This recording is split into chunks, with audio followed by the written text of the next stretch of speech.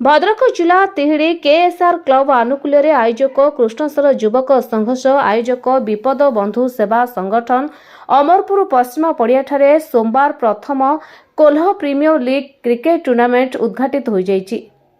प्रथम दिन में उद्घाटनी मैचटी सया तलबंध क्रिकेट क्लब को हराई बारुओ क्रिकेट क्लब विजयी होते। टॉस जीति प्रथम बैटिंग करथिबा सया क्रिकेट क्लब निर्धारित 12 ओभर रे समस्त विकेट हराई 69 रन संग्रह करथिले। यार जवाब रे बारुओ क्लब मात्र 9 ओभर रे 100 रन संग्रह करी मैचटी को एक तरफा भाबे हातेई लेथिले। मैचटी विद्याधर प्रधान और राजीव जेना परिचालना करथिले। द्वितीय मैच रे नदीगां क्रिकेट टीम टॉस जीति बैटिंग करथिबा भद्रक पुराणा बजार क्लब निमंत्रण करुथला।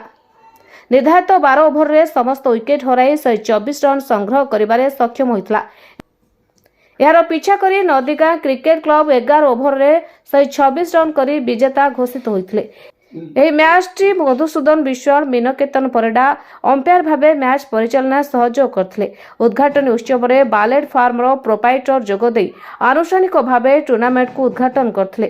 ମୁଖ୍ୟ ଅତିଥି ଭାବେ ପ୍ରତୀକ ପରମାଣିକ ଯୋଗ ଦେଇଥିଲେ। ସମ୍ମାନିତ ଅତିଥି ଭାବେ କୋଲ୍ହ ସରପଞ୍ଚ କୈଳାସ ଚନ୍ଦ୍ର ପରିଡ଼ା ଏବଂ ଫତେପୁର ସରପଞ୍ଚ ପ୍ରଦୀପ ବଳ ଯୋଗଦେଇ ଅରୁପ ଦାସ ଉନ୍ନତ ଖେଳ ପ୍ରଦର୍ଶନ ଓ ରାଜା ଉନ୍ନତ ଖେଳ ପ୍ରଦର୍ଶନ କରିଥିବାରୁ 2 ଇନିଂସର 2 ପ୍ଲେୟାରଙ୍କୁ ମ୍ୟାନ୍ ଅଫ୍ ଦି ମ୍ୟାଚ୍ ପୁରସ୍କାର ପ୍ରଦାନ କରିଥିଲେ। आयोजक केएसआर क्रिकेट क्लब समस्त सदस्य माने टूर्नामेंट परिचालन रे सहयोग करथिले। जय जगन्नाथ, मु विश्वनाथ बारिक। आज जो केपीएल 2026 अनुष्ठित होईची 12 तारिख रे एटा आरंभ होईची। एटा 20 तारिख रे ग्रांड फाइनल अनुष्ठित होबो। एथिरे 16 टी टीम अंशग्रहण करचंती। आज मैच रे 4टा टीम भाग नैथिले। प्रथम तो सोया ताको सहित खेलिथिले बारुओ, सेथिरे बारुओ विनिंग करथिले। सेकेंड मैच रे नदीगां वर्सेस थिला भद्रक एथिरे पुराणा बाजार। एथिरे नदीगां विजय होइतिला। हमर जो विनिंग पई रखा जाईची 6 फुट रु 6.5 फुट भीतर ट्रॉफी, रनर्स अप पई 5 इंच रो ट्रॉफी सह 11,111 टका रखा जाईची। आउ आमे चाहूचु ओडिया जहा अछि किछि सरकार तरफ रु किसी सुविधा सुजोग मिले आउ टिके ओडिया काम ही पारंता, आउ टिके आमे भलो आकार खेल करि पारंतु। विद्यार प्रधान हमर एटा एक ऐतिहासिक स्टाडियम कोल्ह पश्चिमा स्टाडियम नाम रे नामित।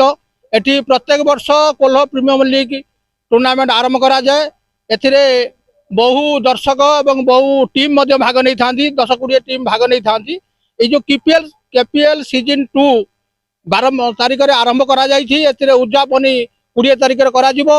एथिरे उड़ीसार मान्यवर युव व्यापार क्रीड़ा मंत्री श्रीयुक्त सूर्यवंशी सूरज एथिरे मुख्य अतिथि भाव योगदान करिवे एवं ट्रॉफी प्रदान करिवे विनर को एवं रनर्स को मध्य ट्रॉफी प्रदान करिवे। ता परिवर्ते आम पंचायत कोल्ह फतेपुर भाटबड़ा पंचायतर सरपंच एवं आम एठी बारलेट जने सफल व्यवसायी तांकर जे ओनर प्रतीक परमाणिक से मध्य मुख्य अतिथि भाव योगदान करी मो समस्त दर्शक बंधु मान को अनुरोध करी बहु संख्यार योगदान करी उद्यापनी उत्सव को जमीती सफल रूपायन देवे एवं समस्त दर्शक बंधु शुभेच्छु शुभाकांक्षी दूर थी जो मैंने डाकबाजी यंत्र जो शुणुले समस्त को आम तरफ हार्दिक अभिनंदन शुभेच्छा एवं शुभकामना। ए ऐतिहासिक ग्राउंड रे उपस्थित होगा समस्त को अनुरोध। भद्रक जिलार सुब्रजित पाल रिपोर्ट, ओडिशा 24 खबर।